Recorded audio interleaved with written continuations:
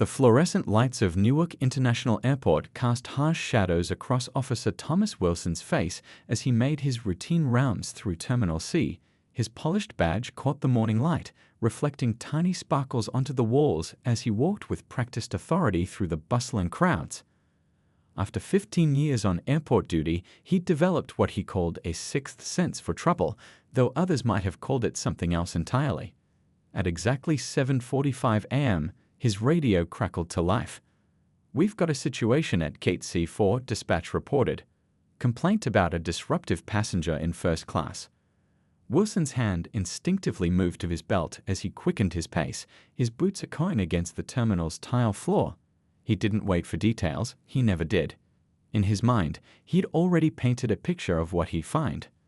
The gate area was packed with early morning travelers, their faces buried in phones or laptops, the air thick with the smell of overpriced coffee and anxiety about delayed flights.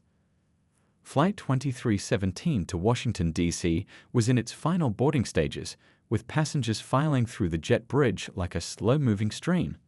In seat 3A of the first-class cabin sat Dr. Angela Brooks, her elegant navy suit wrinkle-free despite the early hour. She was completely absorbed in reviewing documents on her tablet, her reading glasses perched on the edge of her nose. At 52, she carried herself with the quiet confidence of someone who had spent decades breaking barriers, first as a civil rights attorney, then as a state representative, and now as one of the most respected voices in the U.S. Senate. The trouble started small, as it often does. A mix-up over seat assignments had led to confusion, with another passenger insisting they had been assigned the same seat. The flight attendant, Lisa Chen, was already working to resolve the situation when Officer Wilson decided to intervene. "What seems to be the problem here?" Wilson's voice carried through the cabin, louder than necessary for the enclosed space. Several passengers looked up from their phones and magazines, sensing the shift in atmosphere. The air conditioning hummed steadily overhead, but the temperature in the cabin seemed to rise. Dr. Brooks looked up from her tablet, her expression composed but questioning. She'd been in enough situations like this to know what might come next. The other passenger, a businessman in his 40s, was already explaining that it was just a simple misunderstanding being resolved by the airline staff. But Wilson had already fixed his attention on Dr. Brooks. Something in his stance changed, a subtle shift that passengers would later describe in their social media posts and witness statements. His hand rested casually on his belt, close to his badge, a gesture that spoke volumes to everyone watching. "Ma'am, I'm going to need to see your boarding pass and ID," he demanded, ignoring the businessman completely. His tone carried an edge that made several nearby passengers uncomfortable enough to reach for their phones, sensing that something wasn't right. Dr. Brooks maintained her composure, reaching calmly for her purse. Years of public service had taught her how to handle tense situations with grace. "Of course, officer," she replied, her voice steady and professional. "Though I should mention that Ms. Chen is already sorting out the seat assignment confusion." Wilson's response was immediate and telling. "I'll determine what's being sorted out," he said, cutting her off before she could finish explaining.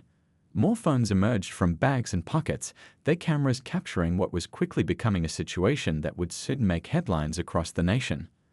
The morning sun streamed through the small airplane windows, casting alternating patterns of light and shadow across the unfolding scene.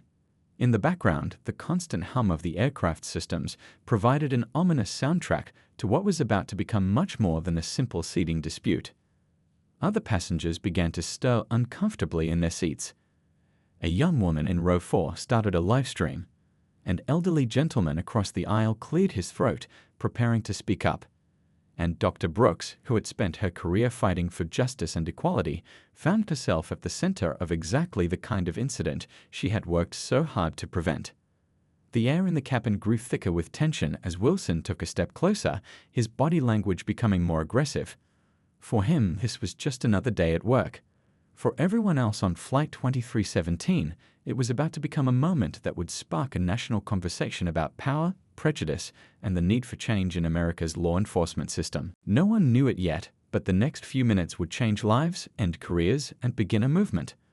all because of a simple STEEP assignment and an officer who made all the wrong assumptions on an otherwise ordinary Tuesday morning at Newark International Airport. The tension in the first-class cabin grew thicker as Officer Wilson loomed over Dr. Brooks's seat. The other passengers held their breath, watching the scene unfold like a slow-motion car crash that nobody could stop. Some frantically typed on their phones, while others whispered to each other, their voices barely audible over the plane's humming engines. "I've already shown you my boarding pass," Dr. Brooks said calmly, her voice steady despite the growing hostility. She'd spent years in courtrooms and Senate hearings, but this felt different. This wasn't about laws or policies. This was about something much more personal. "As you can see, I'm in my assigned seat." The flight attendant, Ms. Chen, stepped forward again, her professional demeanor masking her growing concern. "Officer, I can confirm that we're working on resolving the seating arrangement. There's really no need for—" "Step back," Wilson barked, cutting her off mid-sentence. His hand remained near his belt, a gesture that didn't go unnoticed by the passengers around him. "This is a security matter now." A businessman 3 rows back stood up, straightening his tie. "Officer, I think there's been a misunderstanding. I saw the lady board with a first-class ticket." His voice wavered slightly, but he stood his ground. Wilson barely glanced in his direction. The morning sun continued to stream through the airplane windows, casting strange shadows across the cabin. A baby started crying somewhere in the back, adding to the tense atmosphere. Dr. Brooks took a deep breath, remembering all the times she'd advised her clients to stay calm in similar situations. "Officer Wilson," she began, reading his name tag, "I understand you're doing your job, but there seems to be some confusion here. I'm happy to show you my identification again, but I'd appreciate if you could lower your voice. You're frightening other passengers." Wilson's face reddened at what he perceived as a challenge to his authority. "Ma'am, I don't need you telling me how to do my job. If you can't cooperate, we're going to have a problem." The other passengers watched in disbelief as the situation spiraled. A young teacher in row 5 started recording on her phone, her hands shaking slightly. An older couple exchanged worried glances, the husband reaching for the flight attendant call button. "I don't understand what you mean by cooperate," Dr. Brooks replied, maintaining her composure. "I've provided my boarding pass and identification. I've answered your questions.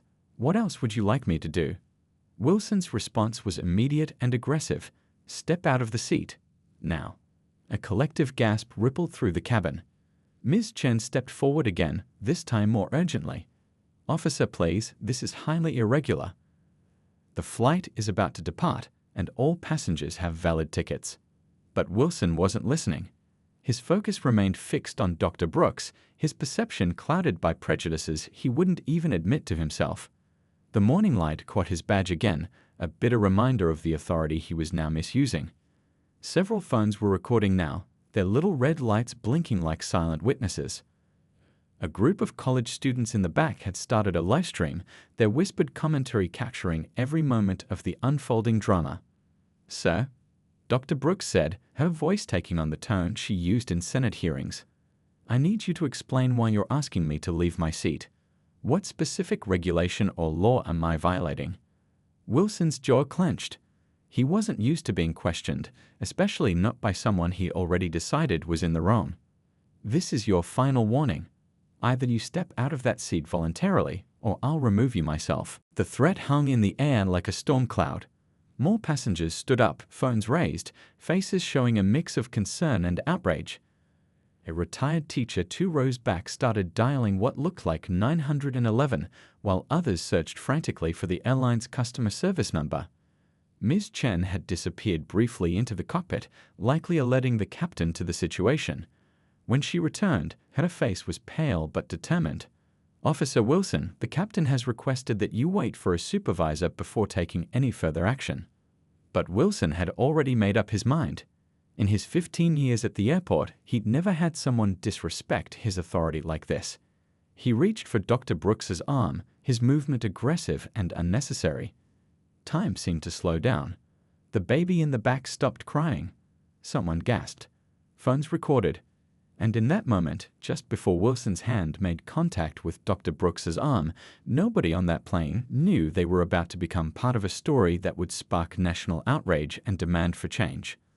The morning sun continued to stream through the windows, indifferent to the drama unfolding below. But for everyone on Flight 2317, the world had stopped turning. They were no longer just passengers on a morning flight to DC. They were witnesses to something that would soon shake the foundations of airport security protocols and force America to confront some uncomfortable truths about power, prejudice, and justice. The moment Officer Wilson's hand gripped Dr. Brooks's arm, the entire first-class cabin erupted in protest. Phones recorded from every angle as Wilson tried to forcefully remove her from her seat. The distinguished senator remained remarkably composed, though her eyes reflected a mix of determination and disbelief. "Take your hands off me immediately," Dr. Brooks said firmly, her voice carrying the weight of years of legal experience. "You have no right to touch me, and you're currently violating several laws." She didn't resist physically, but her dignified refusal to be intimidated was clear to everyone watching. A gentleman in a business suit 2 rows back jumped to his feet. "This is absolutely unacceptable," he shouted, his face red with anger. "You can't treat people like this."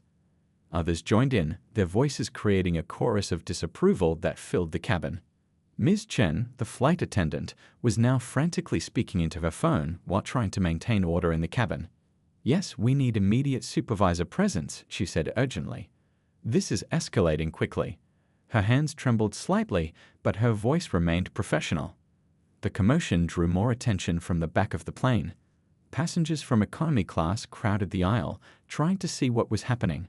A schoolteacher pulled out her tablet and started documenting everything, her years of dealing with conflict in the classroom evident in her methodical approach. "Officer," a retired police officer called from his seat, "you need to stand down. This isn't proper procedure and you know it." His experienced eye could see all the protocols being broken, all the lines being crossed. Wilson's face had turned a deep shade of red, his embarrassment mixing with anger as he realized he'd lost control of the situation. But instead of backing down, he doubled down. "Everyone sit down," he barked. "This is a security matter, and I'll have anyone interfering removed from the flight." An elderly woman in the second row stood up slowly, using her cane for support. "Young man," she said, her voice carrying the kind of authority that only comes with age, "I've seen this kind of behavior before, back in days we promised would never return. You should be ashamed of yourself." Dr. Brooks remained seated, her arm still in Wilson's grip, but her dignity intact. "Officer Wilson," she said calmly, "I want you to think very carefully about your next action. Every second of this is being recorded, and you're already far outside your authority." The morning sun continued to stream through the windows, now illuminating the scene like a spotlight on a stage. The air conditioning hummed overhead, a stark contrast to the heated situation below. Someone had opened the airline's app and was already typing out a formal complaint, their fingers flying over their phone screen. A young technician from the back of the plane spoke up, his voice carrying over the murmurs. "My livestream already has thousands of viewers," he announced. "The whole world is watching this right now." The news seemed to ripple through the cabin, adding another layer of tension to the already charged atmosphere.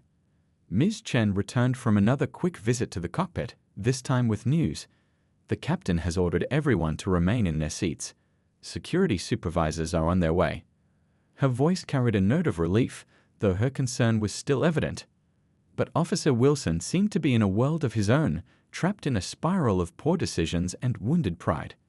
His grip on Dr. Brooks's arm tightened. "Ma'am, this is your final warning. Stand up now, or..."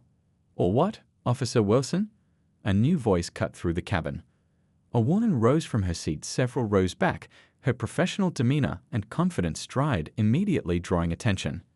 "I believe it's time you knew exactly who you're manhandling." The woman's voice carried the kind of authority that made everyone, including Wilson, pause. She reached into her bag and pulled out a credentials holder, the federal government seal clearly visible to everyone nearby. "I'm Mrs. Thompson, Chief of Staff to Senator Dr. Brooks, Chair of the Senate Judiciary Committee," she announced, her voice ringing through the now silent cabin. "And you, Officer Wilson, are currently assaulting a sitting United States Senator." The color drained from Wilson's face so quickly that several passengers later swore they could actually see the moment reality hit him. His grip on Dr. Brooks's arm loosened, but it was too late. The damage was done. In the back of the plane, someone started clapping. The sound spread slowly at first, then built to a thunderous applause. Dr. Brooks remained seated, her posture perfect, her expression unchanged. She'd spent her career fighting for justice, and now, ironically, she'd become the latest example of why that fight was still necessary. The hashtag Senatorona plan was already trending on social media. News vans would soon be racing to Newark Airport. And Officer Wilson stood frozen, his career crumbling around him, all because he'd let his prejudices override his judgment on what should have been a routine morning at the airport. Flight 2317 to Washington, D.C. was about to become much more than just another delayed flight. It was about to become a national wake-up call, a reminder that even in 2024, some battles still needed to be fought, some lessons still needed to be learned. Time seemed to freeze in the cabin of Flight 2317 as Mrs. Thompson's words hung in the air. A United States Senator. The phrase echoed through the silence that had fallen over the first-class cabin. Officer Wilson's hand dropped from Dr. Brooks's arm as if he'd been burned, leaving a visible red mark on her sleeve. The airport security supervisor burst through the cabin door, slightly out of breath from running. She took in the scene before her. The passengers with raised phones, the stunned officer, and the composed senator sitting calmly in her seat.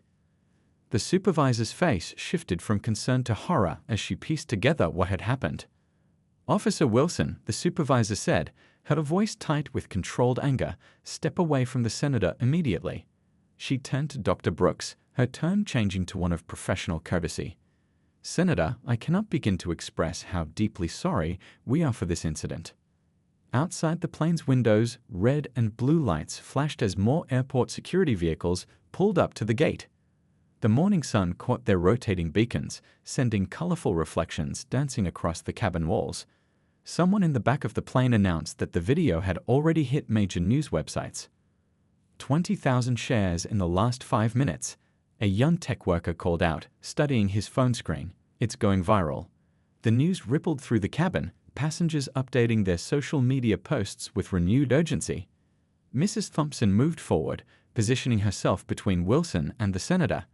She pulled out her phone and dialed a number from memory. "Yes, this is Thompson. We need the legal team at Newark International immediately. And contact the Attorney General's office." Her voice was low but carried enough for nearby passengers to hear. The supervisor was now speaking rapidly into her radio, requesting additional senior staff. "And someone get me the airport director," she added, her professional demeanor cracking slightly under the pressure of the situation. Dr. Brooks finally stood, smoothing her jacket with the same calm dignity she brought to Senate hearings. "I believe," she said, addressing the supervisor, "we need to have a serious discussion about the training protocols for your officers." Her voice was steady, but there was steel beneath the politeness. A group of passengers from economy class had gathered at the dividing curtain, whispering among themselves. One older woman wiped tears from her eyes, saying quietly to her seatmate, "My grandmother told me stories about times like this. I never thought I'd see it with my own eyes." Wilson stood frozen, his face a mask of dawning horror as he realized the full implications of his actions.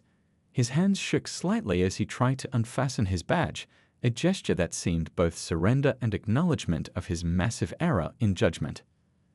The captain's voice crackled over the intercom, apologizing for the delay and announcing that the flight would need to be postponed pending an official investigation. A collective groan rose from the passengers, but it was tinged more with anger at Wilson and frustration with the delay.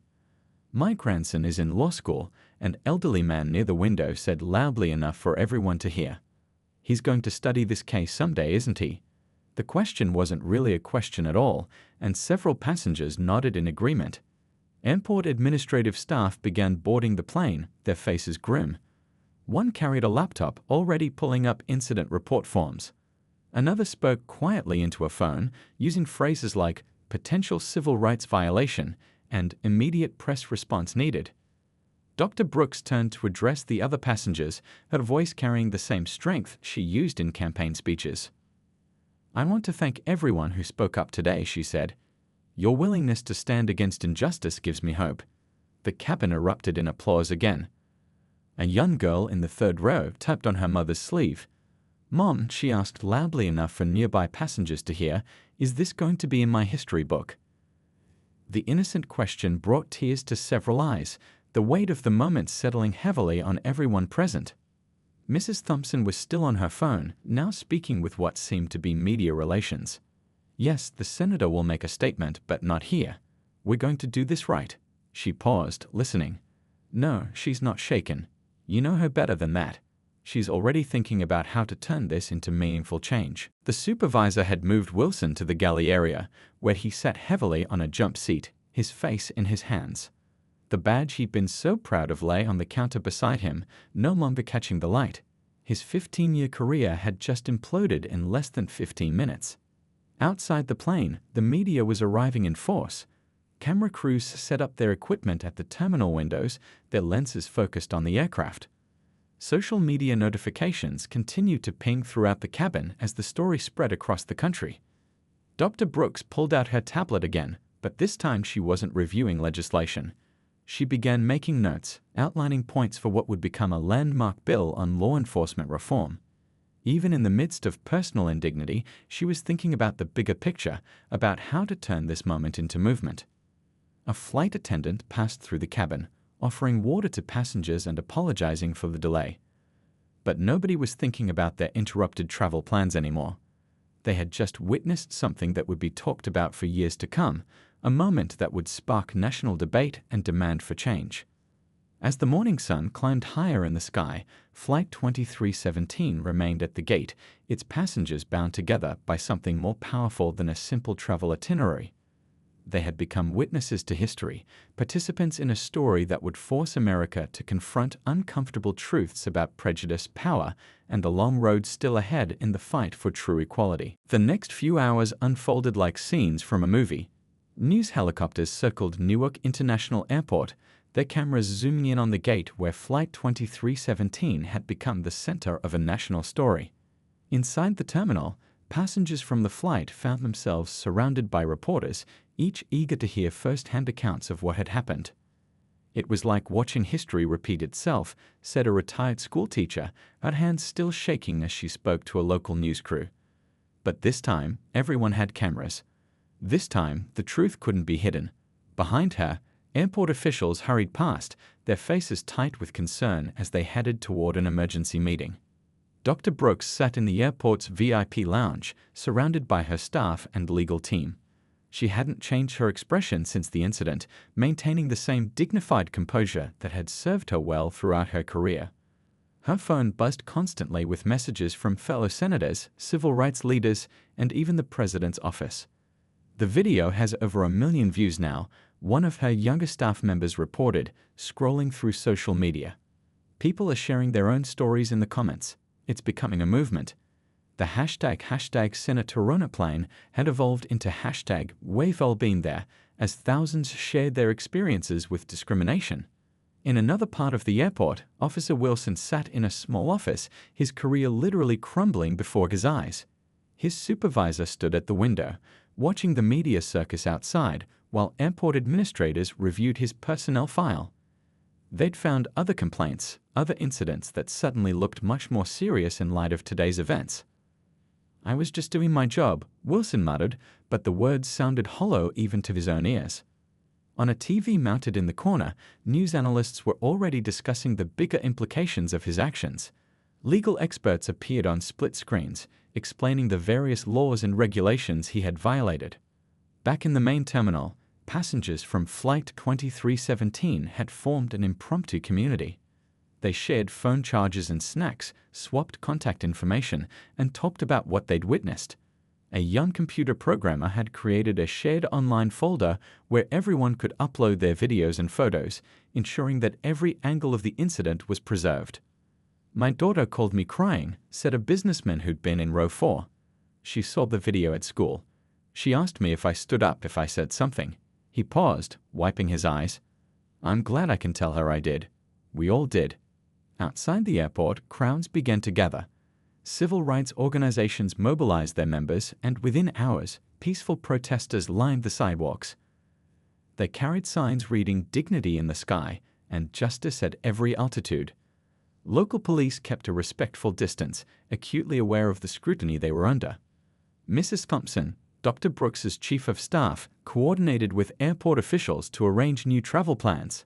But this was no longer just about getting to Washington. This was about seizing a moment, about turning outrage into action. "The senator will make a statement," she announced to the press gathered in the terminal. "But first, she's drafting the framework for new legislation. This isn't just about one incident on one flight. This is about systematic change." Social media continued to explode with reactions. Celebrity activists shared the video, adding their voices to the growing chorus of outrage. Major airlines issued statements condemning discrimination and promising to review their security protocols. Civil rights organizations announced plans for nationwide training programs. In the airport's administrative offices, the director held an emergency meeting with his senior staff.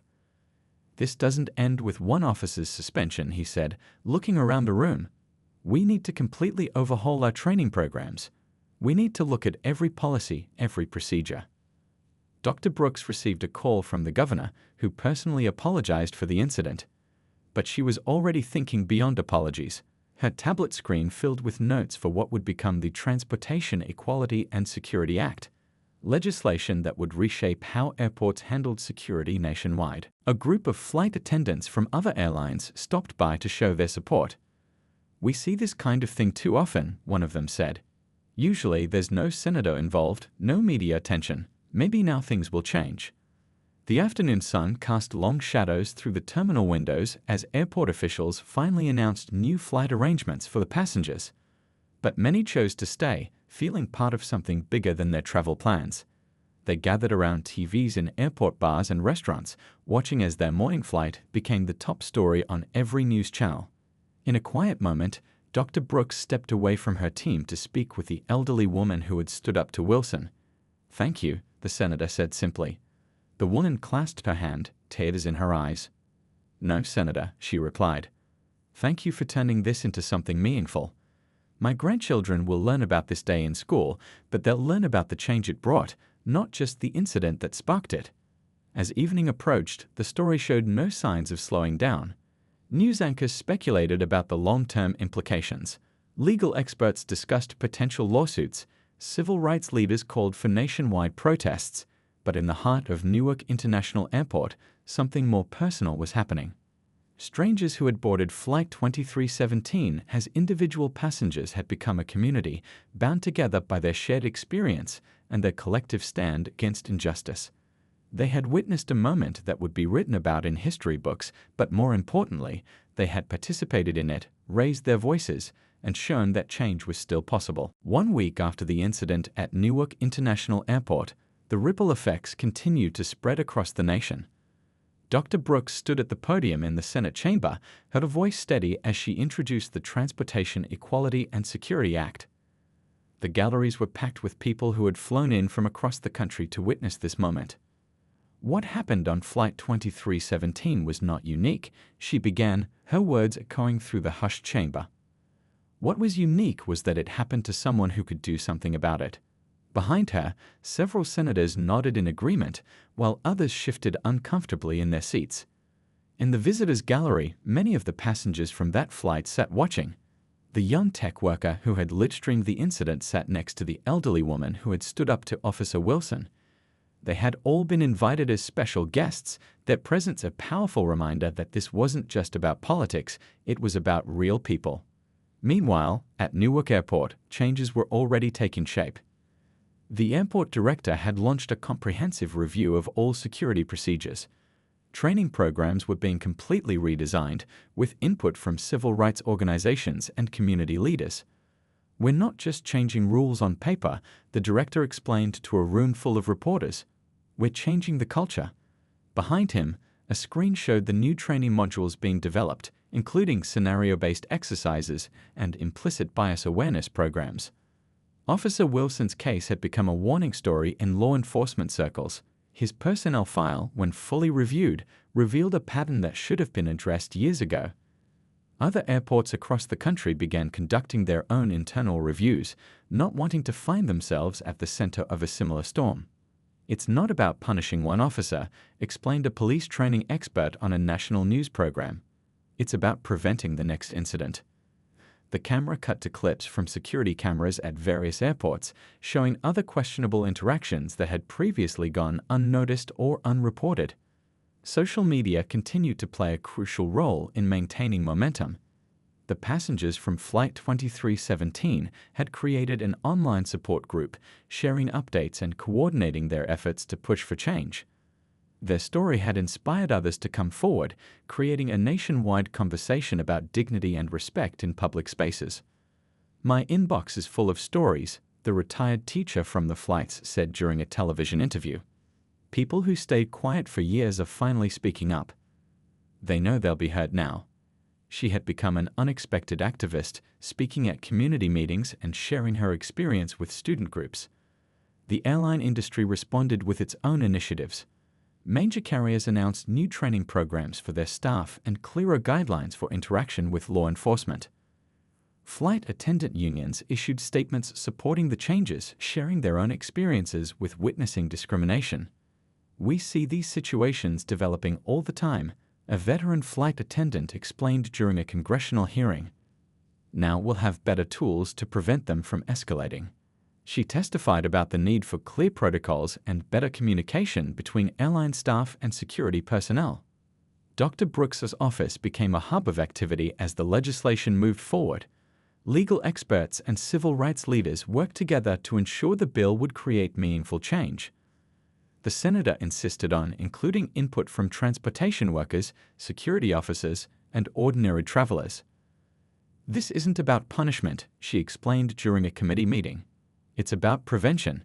It's about creating a system that works for everyone." Her words were broadcast live on national news as public interest in the legislation remained high. The young girl who had asked if this would be in her history books got her answer sooner than expected. Teachers across the country were already using the incident as a teaching moment, discussing civil rights, citizenship, and the power of standing up for what's right. In airport security offices nationwide, officers watched the training videos that had been developed from the incident. The message was clear. Authority comes with responsibility, and bias has no place in law enforcement. Young officers fresh from the academy learned about it alongside veterans with decades of experience. "We're not just training officers," explained the new head of airport security training. "We're teaching them to be leaders in their communities." The revised training programs emphasized communication skills and cultural awareness alongside traditional security procedures. Local community groups organized meetings to discuss their experiences with law enforcement. People shared stories they had kept quiet for years, finding strength in the growing movement for change. Airport administrators attended these meetings, listening and taking notes. "This isn't just about airports anymore," said a community leader during one such meeting. "This is about how we treat each other everywhere." The room was packed with people from all walks of life, united in their desire to see real change. The business community also took notice. Companies began reviewing their own security procedures and customer interaction policies. Consulting firms offered workshops on preventing bias incidents, using Flight 2317 as a case study. By the end of the week, Dr. Brooks's legislation had gained strong bipartisan support. Even senators who initially seemed hesitant came around after hearing from their constituents. The incident had touched a nerve that crossed political lines. "Sometimes it takes a moment like this to open our eyes," said one senator during the floor debate. "But once they're opened, we can't look away." The galleries erupted in applause, forcing the chamber to pause for order. As the sun set on another busy day at Newark Airport, a new shift of security officers began their work. They wore the same uniforms, carried the same badges, but something was different. They had learned from Wilson's mistake, and they were determined to show that authority and respect could go hand in hand. 1 month after the incident on Flight 2317, Dr. Brooks stood in the Rose Garden of the White House, watching as the president signed the Transportation Equality and Security Act into law. The sun shone brightly on the gathered crowd, which included many familiar faces from that fateful morning at Newark International Airport. "This law isn't just about airports," the president said during the signing ceremony. It's about who we are as a nation. He turned to Dr. Brooks, offering her the pen he'd just used. And it's about the courage to stand up and say enough.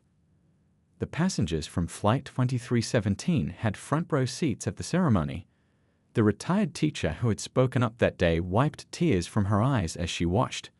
Next to her, the young tech worker who had live-streamed the incident was doing the same thing he'd done that morning, recording history as it happened. "My video has been viewed over 50 million times now," he said to a nearby reporter. But what matters isn't the views, it's the changes those views helped create. His live stream from that morning was now being used in police training programs across the country. Back at Newark Airport, the changes were visible everywhere. New signs in multiple languages explained travelers' rights. Security officers wore body cameras and had undergone extensive retraining. The airport had become a model for others across the nation. "We learned from our mistakes," the airport director explained during a tour for international aviation officials. "Now we're helping others learn too." The incident had sparked similar reforms at airports worldwide, with many countries studying the new American protocols. Officer Wilson's story had taken an unexpected turn. After losing his job, he'd gone through a period of deep reflection. Now he was working with civil rights organizations, sharing his experience as a cautionary tale and helping to train other officers. "I was wrong," he said simply during a training session for new recruits. "And being wrong nearly cost someone their dignity, me my career, and our community of trust." His honest acknowledgement of his mistakes had become a powerful teaching tool. The elderly woman who had stood up to Wilson that day had become something of a celebrity in her community. Schools invited her to speak about courage and standing up for what's right. "I'm not special," she would tell the students. "I just did what anyone should do when they see something wrong." Mrs. Thompson, the chief of staff who had revealed Dr. Brooks's identity, had received hundreds of letters from people sharing similar stories. "Each letter reminds us why this work matters," she said, gesturing to the boxes of mail in their office. "Each story shows us how much more work we have to do." Airlines reported a significant decrease in security-related incidents since implementing the new protocols. Flight attendants said they felt more empowered to prevent situations from escalating, and passengers reported feeling safer and more respected. "It's not just about avoiding problems," a flight attendant explained during a training session. "It's about creating an environment where everyone feels welcome." The airline industry had embraced the changes, finding that improved customer treatment led to better business results. Dr. Brooks kept the wrinkled jacket she'd worn that day, the one with marks from Wilson's grip. "Sometimes," she told a group of law students, "the most powerful changes come from the most painful moments." The jacket now hung in a display case at the Civil Rights Museum, alongside other artifacts from pivotal moments in history. The young girl who had asked if this would be in history books got her answer. New textbooks included the incident in their civil rights chapters, teaching students about how one morning on a plane had helped change the nation's approach to security and equality. Social media continued to play a role in maintaining accountability. Passengers shared their experiences using hashtags created after the incident, and airports responded quickly to address concerns. The transparency had created a new level of trust between security services and the public. "Remember," read a sign in the Newark Airport Security Office, "authority is a responsibility, not a right." Similar reminders appeared in airports across the country, serving as daily reminders to officers about the importance of their roles. The business community had embraced the changes too. Companies developed new training programs based on the incident, teaching employees about respect, dignity, and the importance of speaking up against injustice. 1 year after the incident, Dr. Brooks returned to Newark Airport. She walked through the same terminal, past the same gate where everything had happened. But things were different now. Security officers greeted passengers with respect. People moved through checkpoints with dignity. The atmosphere had changed. "The law bears my name," she said during a ceremony marking the anniversary, "but it belongs to everyone who has ever faced discrimination and everyone who has ever stood up against it." The gathered crowd included faces both familiar and new, all united in their commitment to maintaining the changes they'd helped create. As the sun set on another busy day at airports across America, new passengers boarded their flights, new officers started their shifts, and new stories unfolded. But thanks to One Morning on Flight 2317, these stories had a better chance of ending with dignity and respect for everyone involved. The incident had shown that change was possible, that speaking up mattered, and that even the most difficult moments could lead to positive transformation. It had become more than just a viral video or a news story. It had become a turning point in how America thought about authority, respect, and justice.